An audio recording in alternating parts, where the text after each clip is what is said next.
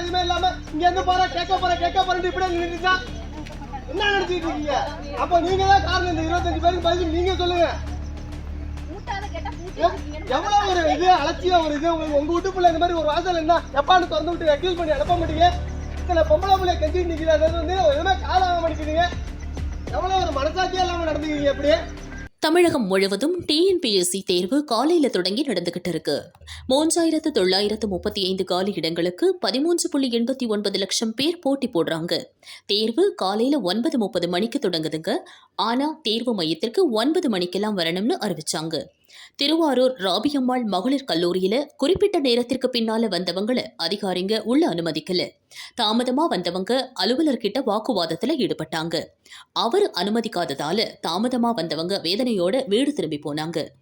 ஒரு 9:05க்கு க்ளோஸ் பண்ண சொல்லி நானே 9:03 இங்க வந்துட்டேன். 9:01 வந்து இங்க நிக்கிறாங்க. எப்படி 9:05 க்ளோஸ் பண்ணீங்க? யாராவது ஒரு ஆள் அனுப்பியிருக்காங்களா? எங்க போனீங்க? நீங்க போவே இல்ல சார். நீங்க எங்க சார் போனீங்க? மனசாட்சியோட சொல்லுங்க. உங்க வீட்டு பிள்ளைங்களா இருக்குறீங்கன்னு கேக்குறீங்க. அப்ப உங்க வீட்டு பிள்ளைங்க எக்ஸாம் எழுத போக மாட்டாங்களா? எல்லாரும் எக்ஸாம் எழுத தான் வர்றாங்க. அப்ப இப்படி நிக்க வச்சாங்கன்னா உங்களுக்கு போன் அடிப்பாங்க. எங்க பிள்ளைங்க எழுத தான் போகுது. போன் அடிச்சு உள்ளார விடுவீங்களா? அப்ப எங்களுக்கு யார் இருக்கா?